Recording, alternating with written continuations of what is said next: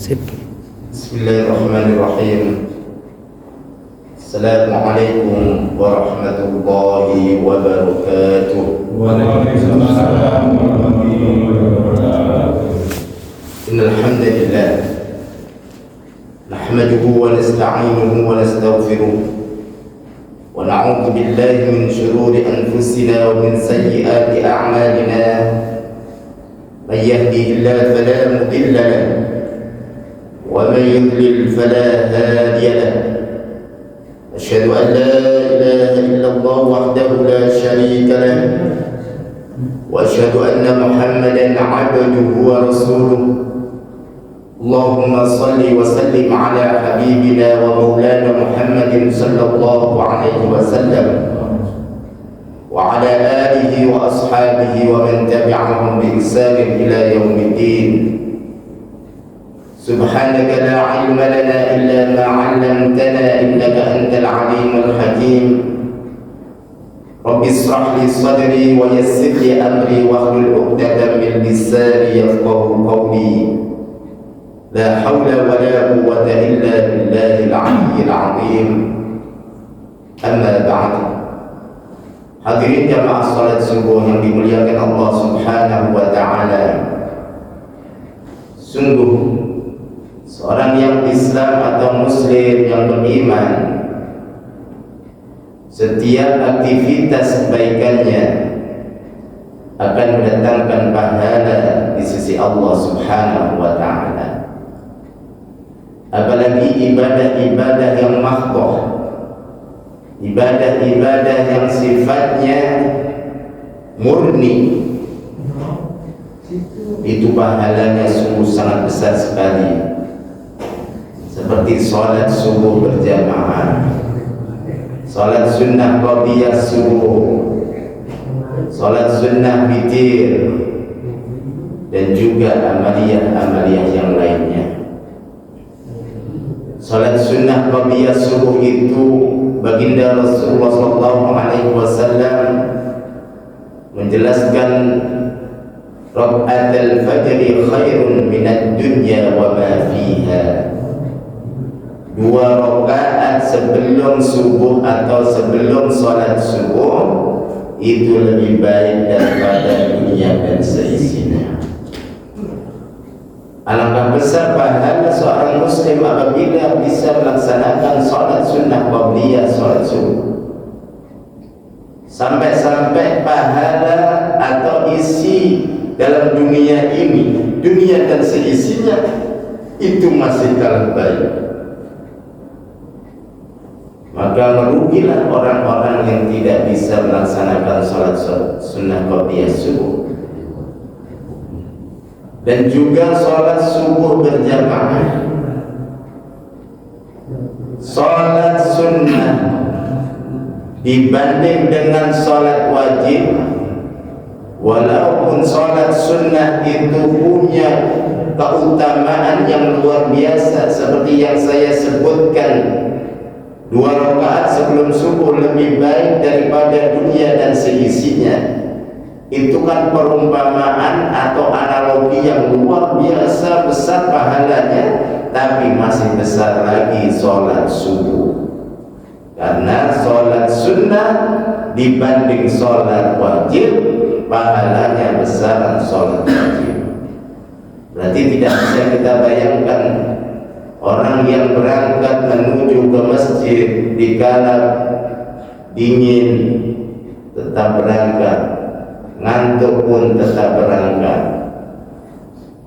lalu di situ melaksanakan sholat wajib, sholat subuh, maka pahalanya begitu besar sekali, yang kalau lihat dibandingkan dengan pahala sholat sunnah qabliyah, itu masih banyakkan pahala sholat wajib. Jadi pahalanya luar biasa hadirin. Akan tetapi memang ini sebagai ujian. Ujiannya apa? Percaya atau tidak? Liyabluwakum ayyukum ahsanu amala. Untuk menguji kalian, apakah kalian itu orang yang paling baik amalnya. Jadi amal kita dari bangun tidur sampai ke masjid sampai duduk sekarang ini diuji oleh Allah Subhanahu wa ta'ala, mau melaksanakan atau tidak. Dan diuji keimanan kita. Kalau iman kita tepat, maka kita akan berangkat walaupun halangan melintang atau menghalangi kita. Rintangan, contoh perut mules, ngantuk karena tidurnya kemalaman, apalagi Pak, enak-enaknya tidur. Selimut itu sangat menggoda ketika tapi semuanya halangan itu disingkirkan karena iman yang membaca di dalam hatinya tidak menghalangi untuk berangkat ke masjid. Maka iman yang seperti ini adalah iman yang harus kita syukuri, iman yang harus kita jaga. Bagaimana cara mensyukurinya? Kita terus tingkatkan keimanan dengan memperbanyak ibadah kepada Allah Subhanahu wa ta'ala dan banyak-banyak mengucapkan alhamdulillah. Alhamdulillah bisa salat subuh, alhamdulillah bisa duduk sejenak dalam rangka thalabul ilmi, alhamdulillah bisa mencicipi sarapan atau bisa makan sarapan. Itu nikmat yang luar biasa. Jadi nikmat itu tidak hanya banyaknya harta yang kita miliki, tapi nikmat itu ketika kita merasakan kebahagiaan hati, ketika kita bisa melaksanakan perintah Allah Subhanahu wa ta'ala. Jangan sampai kita ini berpikir bahwa kebahagiaan hanya dapat diraih dengan banyaknya harta. Ini adalah salah. Banyak orang-orang yang kaya juga tertekan karena hartanya, stres karena hartanya, stres mikirin ini, mikirin itu, nggak bisa tidur, mikirin terus sampai pagi, mikirin harta. Bahagia tidak, Pak? Ya. Ada orang yang pas-pasan kerjaannya tiap hari ya cukup buat makan, tapi kadang hatinya bahagia. Ini bukti bahwa kebahagiaan itu tidak hanya ditentukan banyaknya harta, tapi harta itu juga sebagai penunjang aspek yang menjadikan orang bahagia. Jadi kita tidak memungkiri bahwa harta itu salah satu aspek penunjang untuk membentuk orang itu bahagia, tapi tidak 100% harta itu menjadikan bahagia. Artinya kita harus proporsional. Hadirin yang dirahmati Allah Subhanahu wa ta'ala, ketika kita diberikan ujian, kekurangan harta atau hartanya berkurang, biasanya dapat sekian lalu berkurang, harus bersyukur karena iman masih berada di dalam diri kita. Iman masih menghujam pada diri kita. Kita bisa sholat subuh berjamaah, kita bisa bertemu dengan anak istri, ngomong dan lain sebagainya. Itu nikmat yang luar biasa. Selanjutnya salawat serta salam tercurahkan kepada junjungan kita Nabi besar Muhammad sallallahu alaihi wasallam, keluarganya, para sahabatnya dan juga para pengikutnya sampai hari akhir nanti.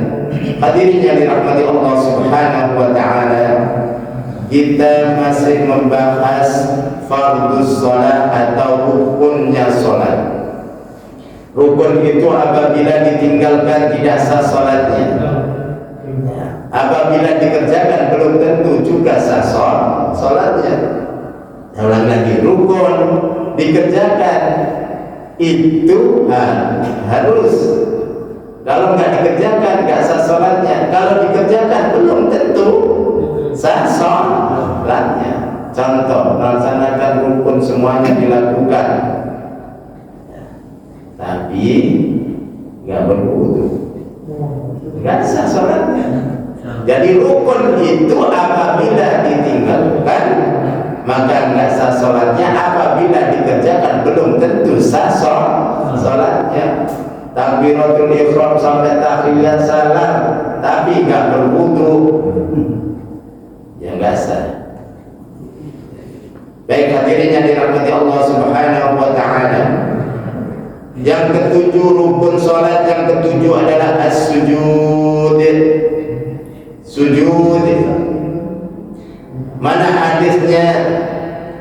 Baginda Rasulullah SAW telah menegur atau mengingatkan orang yang sholatnya tidak ada tumanina, yang disebut dengan istilah al-musi' fi sholatihi, yaitu sholatnya enggak bagus, sholatnya jelek karena tumaninahnya tidak ada. Sampai-sampai Rasulullah bilang kepada sahabat tersebut, "Tsummasjud hatta tatma'inna sajidan."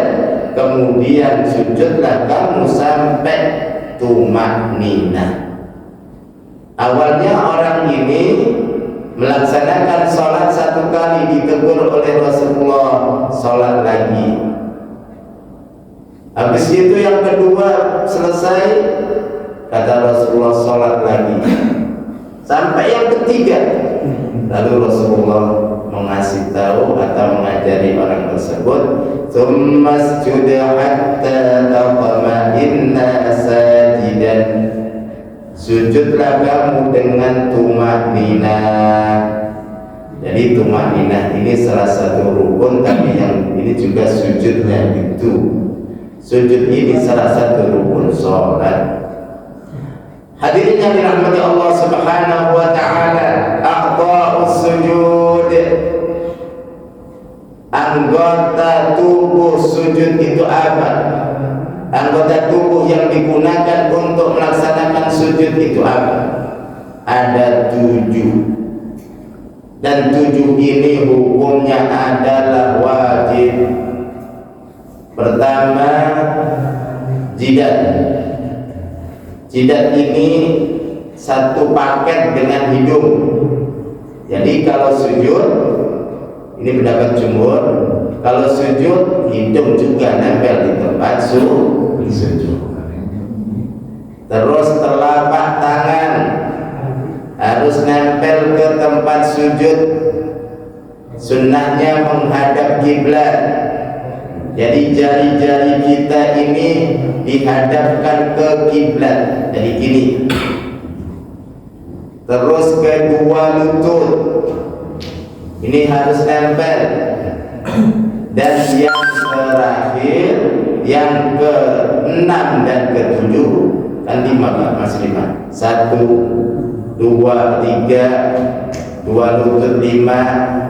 Habis itu ujung kaki, yaitu jari-jarinya, jari-jari kaki harus nempel di kedua atau nempel di karpet atau di lantai atau di tanah.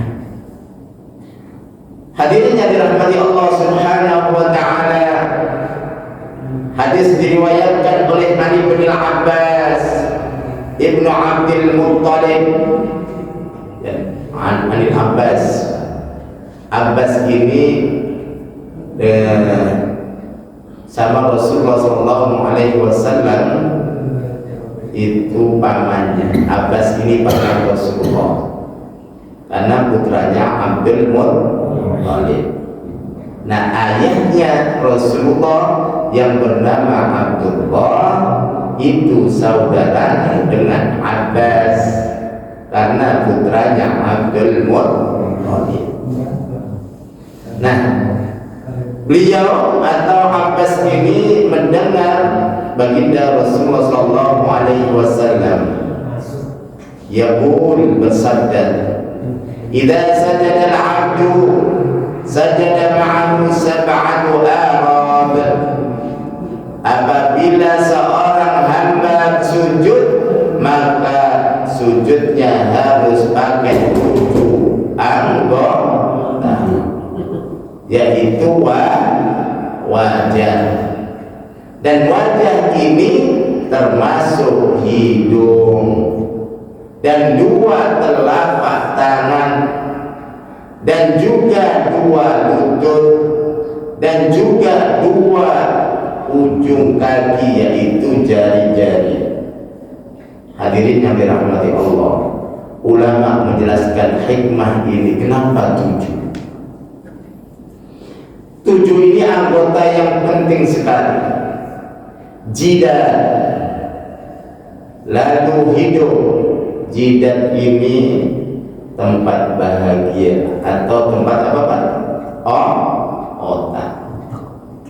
Nah, kita rendahkan, orang itu bisa merasa tinggi karena apa? Otak. Bisa merasa sombong karena pikirannya. Direndahkan ketika sujud, ditempelkan seakan-akan itu serendah-rendahnya di hadapan Allah Subhanahu wa ta'ala. Ini menunjukkan ketawadhuan, kerendah hatian seorang muslim ketika berhadapan dengan Allah Subhanahu wa ta'ala. Tidak ada gunanya di hadapan Allah pangkat, tidak ada gunanya di hadapan Allah harta yang bertriliunan. Masya Allah.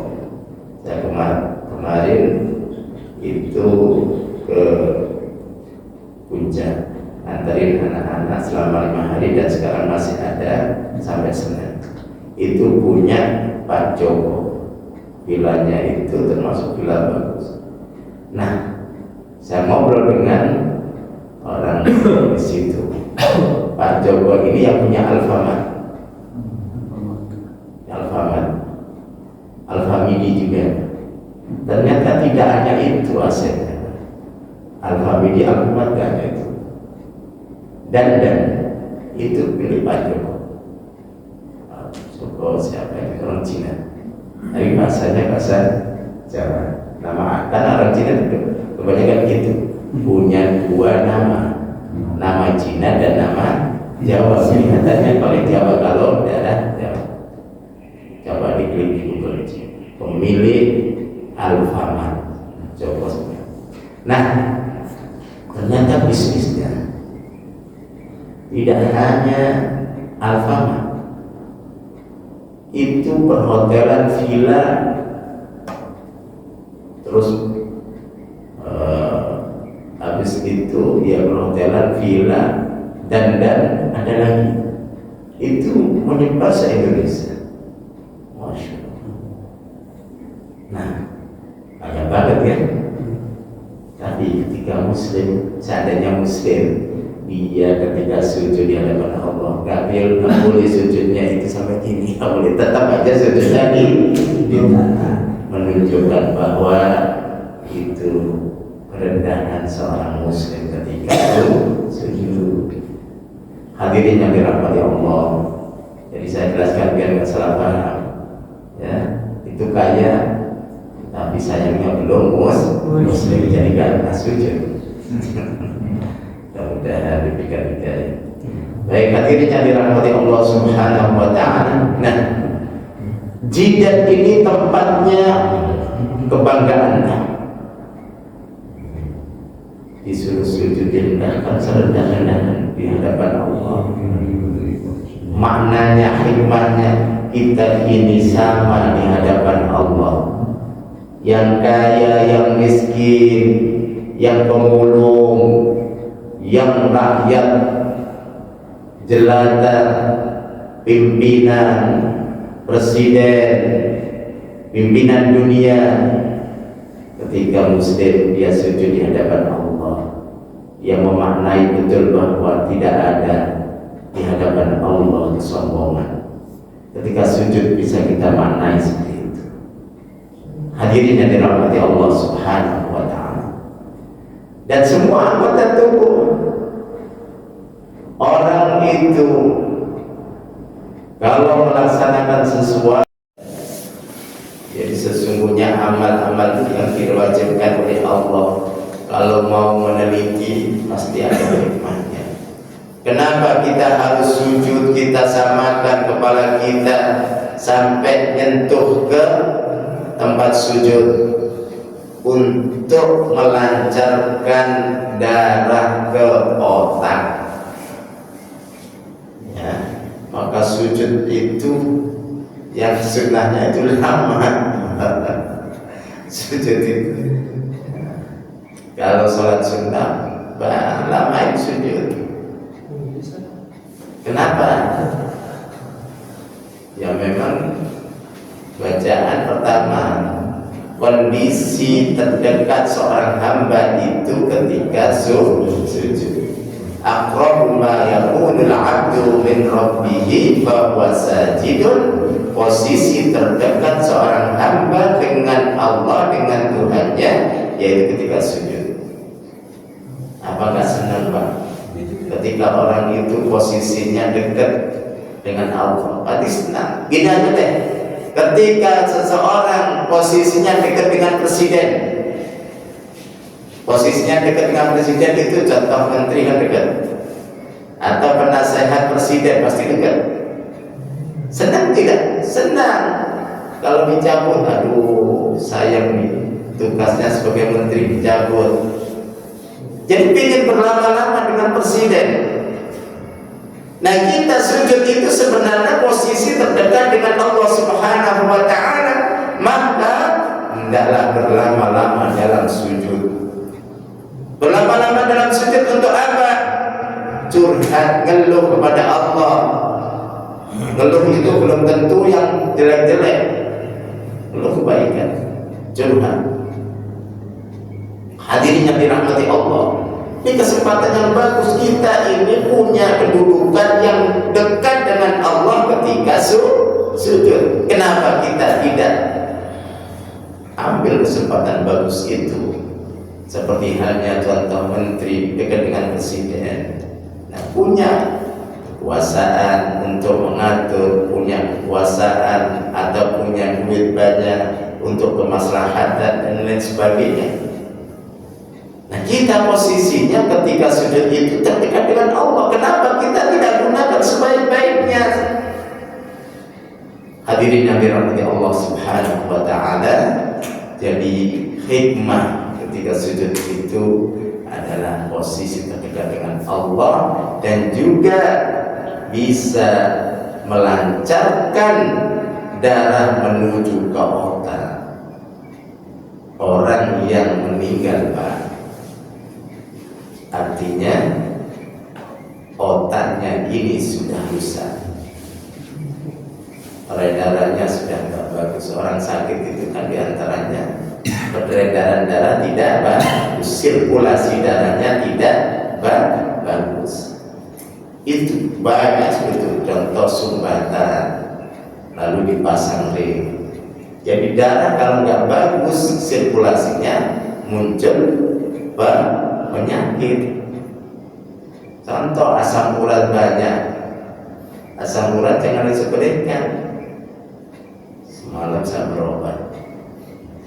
Saya ini pernah asam uratnya tinggi, Pak. Normalnya berapa asam urat? 7. Saya 12. Saya 12. Kata dokter ini, Pak, jangan bangga. Saya nggak bangga. Jangan bangga 12 lalu nggak sakit. Itu justru alarm tubuh nggak ada itu. Kalau 12 itu seharusnya sudah Bapak itu kakinya sudah nyeret-nyeret sudah. Maksudnya sakit, jenuh. Siapa yang pernah asam urat? Nah, saya itu asam uratnya tinggi tapi nggak merasa. Nah, kata dokternya, saya kan cerita karena saya berobat habis jatuh di situ di depan gereja itu dari kakek-kakek. Ceritanya itu habis mabit pulang sepi kendaraan, udah naik jalan 40 km, tiba-tiba kakek lewat. Ya berat, nggak tolak-tolak kakek itu yang di pertiwi itu cucian. Aduh, habis itu saya agak lecet-lecet dan sini agak bengkak sama sekarang. Saya biarin aja kasih but-but aja. Muncul nanah, kok nanah ini jadi bengkak. Ya. Jadi muncul banyak yang lecet-lecet itu muncul karena mungkin gak saya sudah tadi gitu ya. Habis itu semalam berobat. Nah, jadi cerita tentang asam urat tadi. Dulu saya kan ditanya gula darahnya gimana? Kalau dulu bagus, habis itu darah ininya bagus, tapi asam uratnya 12, kaget dokternya. Waduh, Bapak jangan banget 12 nggak merasa, itu justru membahayakan. Terus cerita pasien saya itu pas ada pasien saya 12 bangga, wah saya nggak merasa dok, walaupun 12. 1 tahun kemudian cuci darah. Jadi, nah alhamdulillah setelah itu kan saya nervous ya. Saya nervous 12 nggak ada alarm, langsung habis periksa, saya cek gula darah sama asam urat. Alhamdulillah gula darahnya 146, masih normal ya. Tingginya agak tinggi. Agak tinggi ya. Tinggi. Kalau ini berapa? 120. Oh 120, berarti lumayan tinggi ya, 146 ya. Kalau tinggi berapa dikatakan tinggi? 200 ke atas. 200. 180. Yang asam urat itu tadi tinggi ya.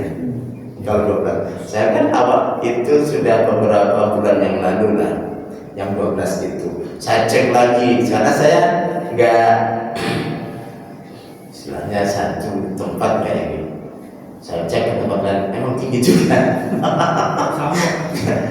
Turun sedikit, maksudnya saya pola makannya saya kurangin, saya jaga banget, olahraga turun.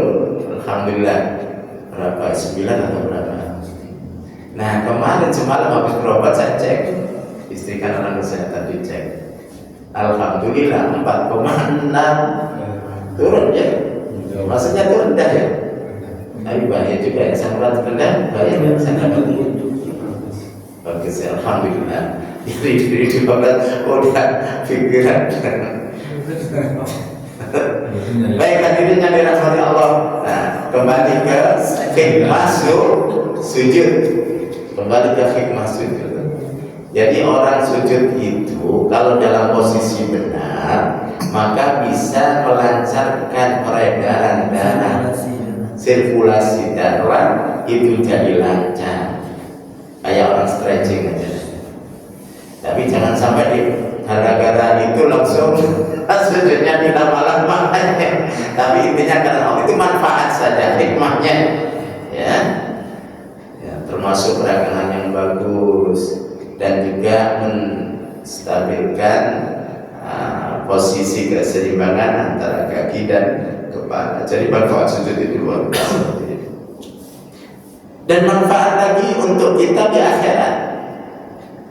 Orang yang ahlus sujud kalau nanti masuk neraka, contoh karena dosa-dosanya, sholat iya, zina iya. Sholat iya tapi zina iya. Sholat iya, judi iya. Ada gak gitu? Sholat, gak tahu sholatnya di rumah atau gimana, yang penting sholat. Tapi judi, sholat suka main wanita. Kalau wanita istrinya sih gak masalah. Wanita yang lain yang gak sah. Nah orang seperti ini itu ketika masuk neraka, anggota yang dibuat sujud gak kesentuh api neraka, gak kesentuh. Yang dibuat sujud apa tadi? Tidak, hidung, tangan. Habis itu lutut. Habis itu apa? Terus selain itu kena semuanya. Apa? Ini kena, habis ini kena, dan semuanya kena. Tapi yang dibuat sujud gak? Itu hebatnya. Kalau dia sujud, ahli sujud, tapi juga ahli maksiat. Tapi kalau ahli sujud terus juga tidak terjerumus dalam kemaksiatan besar-besar, insya Allah surga tempatnya. Dan surganya itu gak main-main, surga tempat yang tertinggi bersama baginda Rasulullah Sallallahu Alaihi Wasallam, surga VIP. Mana dalilnya? Ada seorang sahabat bertanya kepada Rasulullah Sallallahu Alaihi Wasallam. Pertanyaannya gini, Sebelumnya gini, menceritakan kondisi dia dengan Rasulullah. Kuntu abitu ma'an Nabi sallallahu alaihi wasallam fa'ataitu bi wudu'ihi wa hajati. Saya pernah mabit itu nginep bersama Rasulullah sallallahu alaihi wasallam. Fa'ataitu bi wudu'ihi, sayalah yang mencarikan air wudu baginda Rasulullah sallallahu alaihi wasallam. Wa hajatihi, dan keperluan Rasulullah saya yang memenuhi. Contoh Rasulullah perlu makan, dianya yang nyiapin.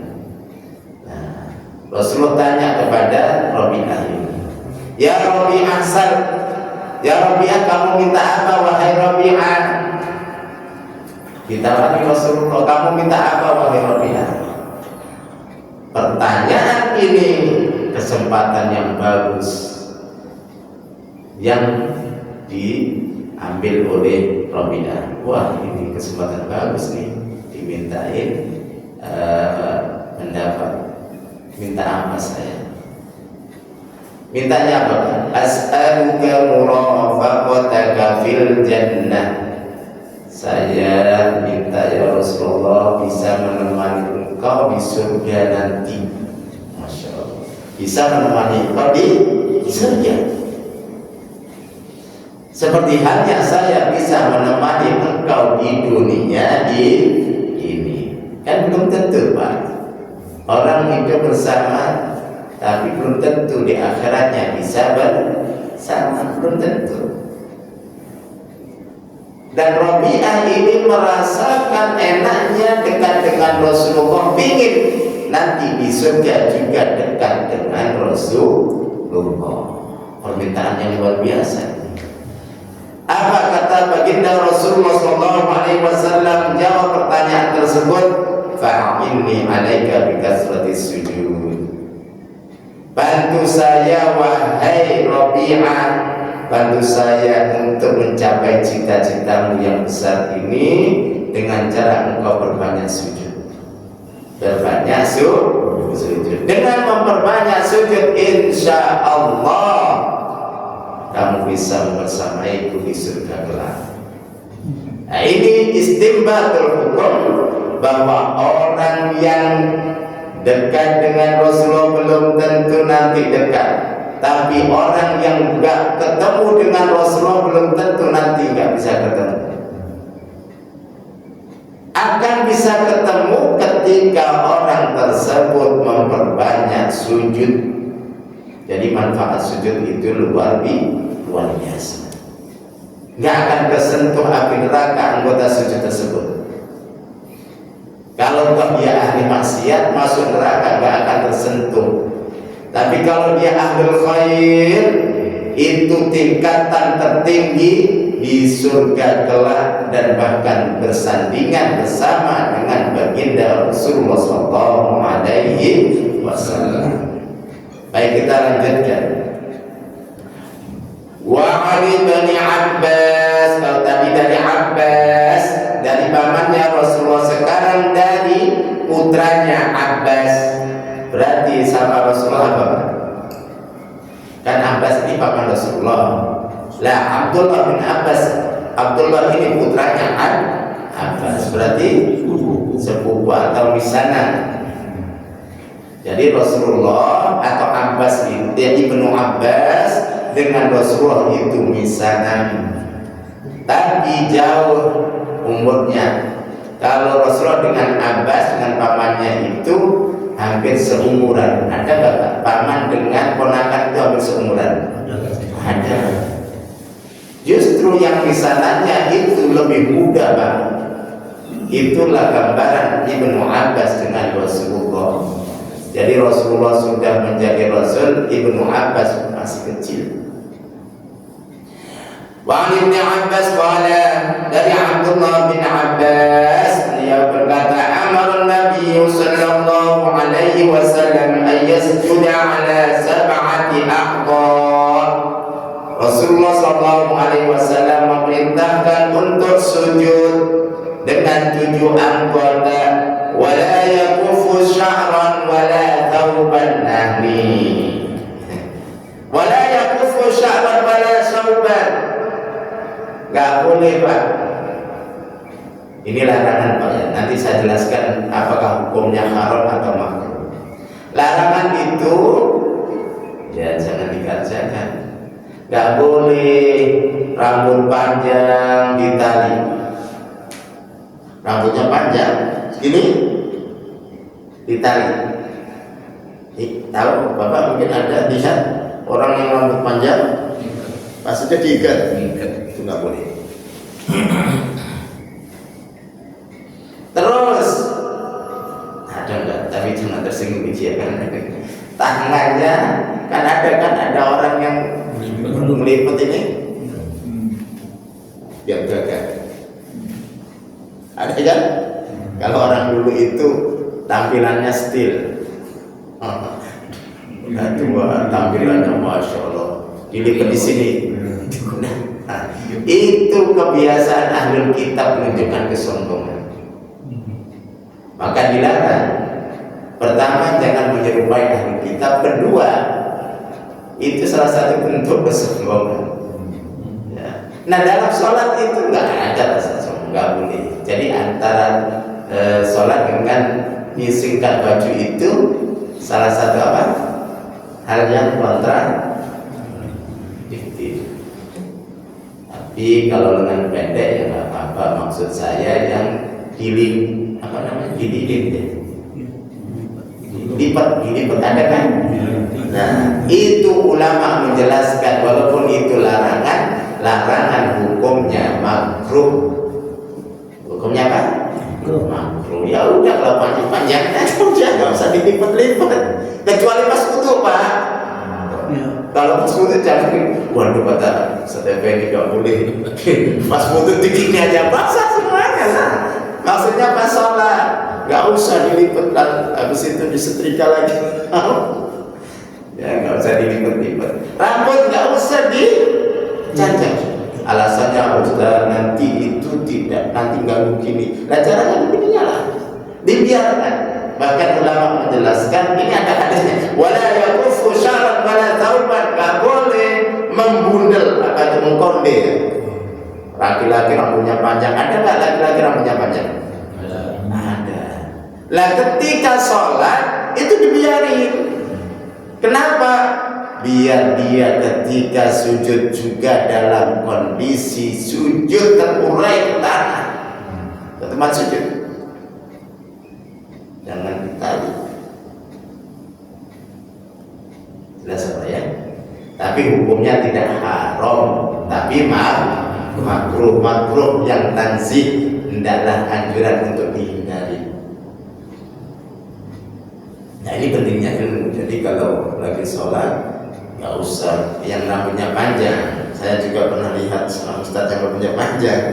Lah hendaklah itu dibiarkan begitu saja. Tapi jangan sampai dibiarkan disisir. Dibiarkan tapi disisir, nggak usah ditali. Terus baju nggak usah disisingkan. Ya, ya udah panjang. Ini hadisnya. Apa hikmahnya? Pertama, dalam sholat itu merendahkan hati dan diri di hadapan Allah. Nah, kalau menyisihkan baju itu tanda kesombongan dan juga termasuk perilaku ahli kitab non muslim. Nah, itu diantaranya. Selanjutnya al-jabah wal yadaini wal rukbataini wal rijlain.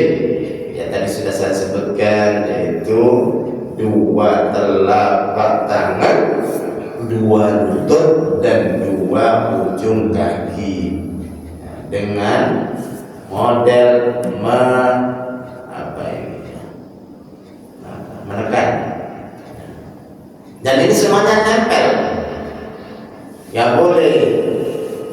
Pas sujud jidatnya nggak ditempelin, ya seperti dan kakinya nggak ditempelin sama jidatnya, hanya berdua tangan. Nggak boleh itu sujud, nggak sah.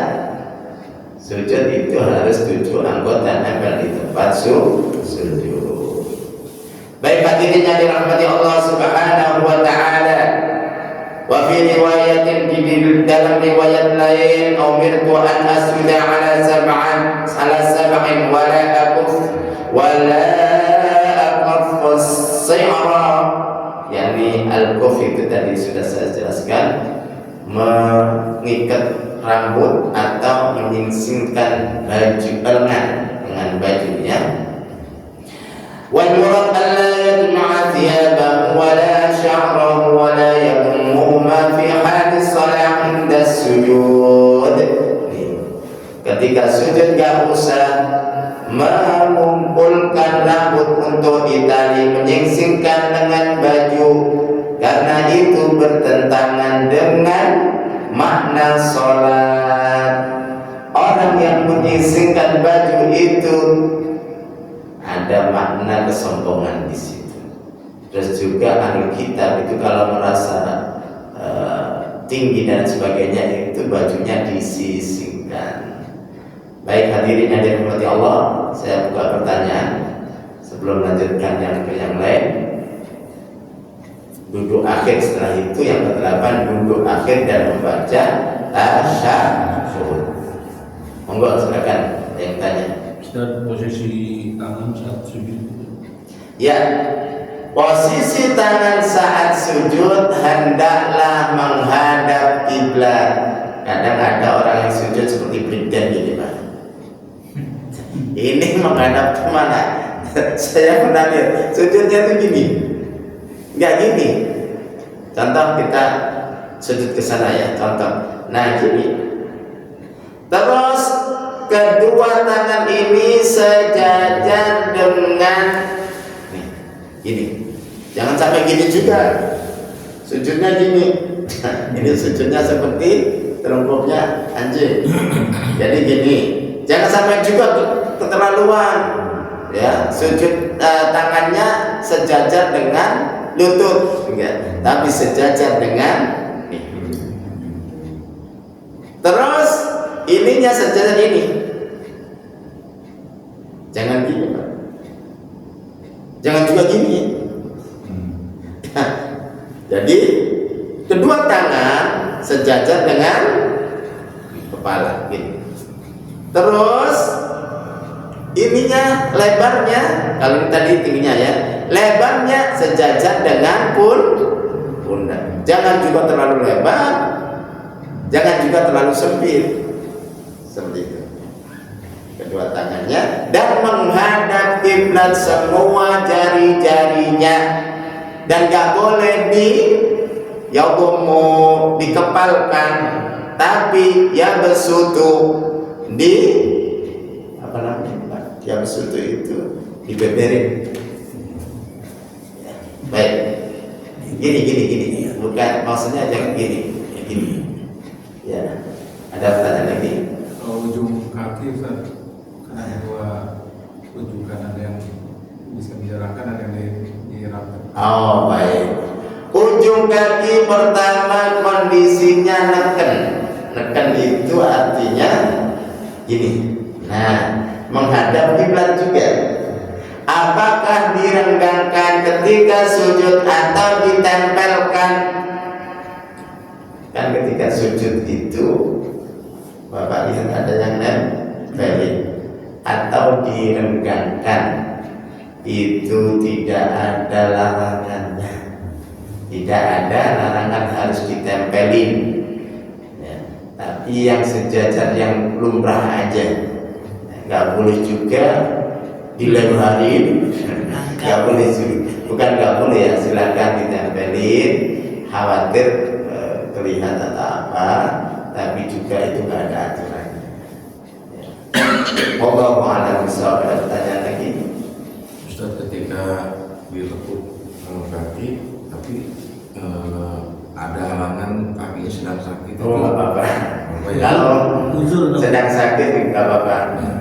Kayak saya kemarin itu harus kecelakaan, bengkak dan luka, ya sujud, mau sujud itu sulit banget, sampai istilahnya nyari-nyari kesempatan bisa enak posisinya. Nah itu ya nggak apa-apa. dalam kondisi sakit sehingga ada halangan untuk tidak menyempurnakan sujud. Kalau ada pertanyaan lagi? Untuk rambut, saya pernah melihat sendiri ada gondrong pakai topi, mungkin agak rapi ya. Tapi ketika tidak pakai topi, dia kan akan terurai. Dan ketika bangun itu dia dihibas gitu loh. Nggak apa-apa, terurai ini tidak ulama menjelaskan terurai. Lebih baiknya pakai kopiah. Kalau nggak pakai kopiah, itu juga rambut ikut sujud. Tapi bangunnya dihibas ya. Kalau bangunnya bisa tidak aja disingkapkan dengan tangan. Kalau dikipasin banyak airnya nanti cepet enggak yang belakangnya kaget. Ya lebih baiknya sih nggak usah rambut panjang, tapi juga tidak. Kan biasanya dulu itu rambut panjang identik orang jelek. Sekarang rambut panjang itu sudah banyak. Seperti ini aja. Tapi ini haram kalau masih dulu Pak. Tato itu tanda orang tersebut jelek, betul nggak? Betul nggak? Tato. Itu dalam bahasa Arabnya wasim. Tato. Dan itu haram hukumnya. Dulu orang yang bertato identik apa? Rampok, preman.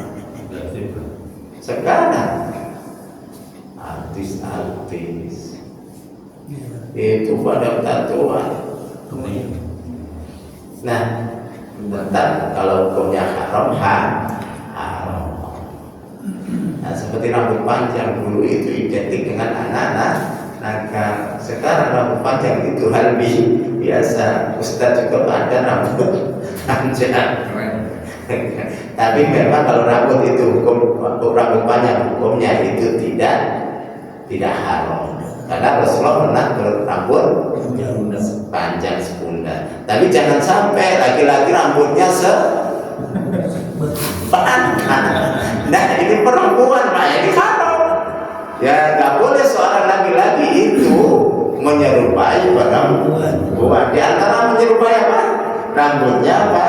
Panjang. Kalau ada ustaz rambutnya ini ya, saya berani negur. Kalau segini sih enggak. Itu kan harus rambutnya segini. Ada seorang cantiknya dan itu enggak saya temukan sih. Rambutnya panjang sampai semana?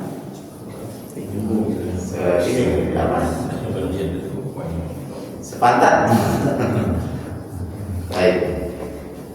Ada pertanyaan? Ustaz, yang sujud kan tadi baiknya lama saja. Terus doa dalam sujud itu yang bagus apa? Misalkan atau mati itu. Oh, ini sunnah. Sujud lama itu sunnah. Tapi pas sholat sendiri jangan sampai jadi imam. Nanti kalau mau jadi imam makmumnya bingung. Makmumnya lama banget. Nanti makmumnya lihat. Ngapain kok lama? Lihat lagi, oh lagi sujud lagi. Jadi kalau jadi imam itu jangan sampai memberatkan makmum. Kan sebaiknya lama, iya, itu kan sebaiknya. Tapi kalau jadi imam harus lihat kondisi makmum. Gak usah lama-lama. Ini sholat sendiri aja. Sholat sendiri, silakan doa apa saja di dalam sujud tersebut. Dan bahkan saya membaca riwayat itu tidak hanya tiga kali, tapi 11 kali. Makanya saya pernah cerita. Saya kalau pas di Mesir itu sujudnya lama banget. Saya sudah 3, padahal saya pelan-pelan kok belum selesai. Saya buka hadis. Ternyata Rasulullah pernah membaca 11 kali. Membaca Subhana Rabbiyal A'la wa bihamdi atau Subhana Rabbiyal A'la atau ditambah wa bihamdi itu 11 kali pernah. Oh mungkin yang diikuti yang ini. Dan memang Pak, rasa itu akan muncul ketika kita sujudnya lama. artinya nikmat sholat itu akan muncul. Saya merasakan awalnya dulu ini lama banget sih sholat, ternyata merasakan nikmat sholat ketika sujud nabi. Tapi ini sekali lagi di sholat sholat sendiri. Kalau makmum biasanya 3 kali ya sudah 3 kali. Jangan juga cepet-cepet sujud ketika baru nempel Allahu Akbar baru belum masih Allahu Akbar.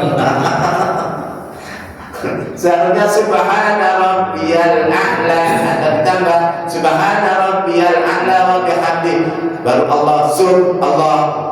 Ini enggak tumanina ini. Baru subhanallah Allah. Untuk banget imamnya. Sampai 2 rakaat itu enggak ada setengah menit. 2 rakaatnya ada setengah menit. Bayangkan Fatihahnya gimana? 20 rakaat enggak ada 7 menit. Super eksekutif kan? Sudah super, kalau sudah eksekutif supernya lagi. Cepat. Baik, hadirin yang dirahmati Allah Subhanahu wa taala. Jadi seperti itu. Maksudnya bacaan doanya itu selain itu boleh sekali. Oh boleh bacaan doa. Contoh, Rabbana atina fid dunya hasanah, dibaca di situ. Terus itu di sujud terakhir ya. Terus doa apa lagi? Allahumma inni a'udzubika min adzabi jahannam wa min adzabil qabr wa min fitnatil mahya wal mamat wa min fitnatil mahya wa min fitnatil masih dajjal atau masih dajjal dulu atau wa min fitnatil mahya wal mamat, atau ditambah lagi doa tentang Allahumma inna nas'aluka salamatan fid din. Pokoknya semua doa ya. Yang penting pas ngucapin pakai doa Arab, jangan pakai Indonesia. Tapi kalau dalam hati boleh. Baik, ada pertanyaan? Ustaz. Ya. Kadang-kadang memang kita tinggal rasa pegel gitu ya. Kemudian bacaannya dipanjangin sebaik boleh nggak? Pas ruku. Iya, pas ruku bolehkah dipanjangin? Tadi dibaca 11. Itu Saya kebetulan misalnya tinggalnya lagi terus karena boleh saja ya, boleh saja ya, anggaplah alhamdulillah bisa ruku lebih lama. Ini dalam sholat sendiri Ustaz ya. Ya, sholat sendiri. Jadi yang saya maksud tadi itu dalam sholat sendiri, bukan jamaah. Nanti jamaahnya langsung kabur nanti. Dilihat imamnya siapa? Oh dia pasti lama kan? Jadi sepi nanti gara-gara dia. Itu bacaannya nggak mungkin pendek, pasti dia 2 halaman. Nah ini yang menjadikan imam atau imam menjadikan jamaahnya kabur. Oke, suruh jam berapa? 27 27 ya. Udah lewat. Ini benar ya jamnya ini ya? 37. 37. sama yang di atas. Baik, hadirin yang dirahmati Allah Subhanahu wa taala, pagi hari ini kita membahas terkait tentang sujud. Semoga menambah ilmu dan bermanfaat ilmunya. Amin. Kita tutup dengan istighfar dan berdoa. Astaghfirullahaladzim, astaghfirullahaladzim, astaghfirullahaladzim. Innallaha ghafurur rahim. A'udzu billahi minasyaitonir rajim. Bismillahirrahmanirrahim. Alhamdulillahirabbil alamin. Hamdan yuwafi ni'amahu wa yukafi'u mazidah. Ya Rabbana lakal hamdu kama yanbaghi bi jalali wajhika wa 'azimi sultanik. Allahumma shalli ala Muhammad wa ala alihi wa sahbihi ajma'in. اللهم اغفر لنا ذنوبنا ولوالدينا وارحمهم كما ربونا صغارا اللهم اغفر للمسلمين والمسلمات والمؤمنين والمؤمنات الأحياء منهم والأموات اللهم أعنا على ذكرك وشكرك وحسن عبادتك اللهم إنا نسألك سلامة في الدين وعافية في الجسد وزيادة في العلم وبركة في الرزق وتوبة قبل الموت ورحمة عند الموت ومغفرة بعد الموت ربنا هب لنا من أزواجنا وذرياتنا قرة أعين واجعلنا للمتقين إماما ربنا آتنا في الدنيا حسنة وفي الآخرة حسنة وقنا عذاب النار وصلى الله على سيدنا محمد وعلى آله وصحبه وسلم سبحان ربك رب العزة عما يصفون وسلام على المرسلين والحمد لله رب العالمين. الفاتحة.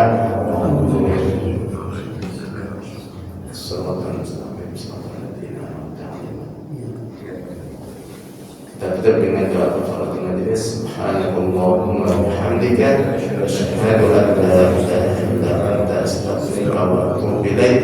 Wassalamualaikum warahmatullahi wabarakatuh. Waalaikumsalam. Ini mati.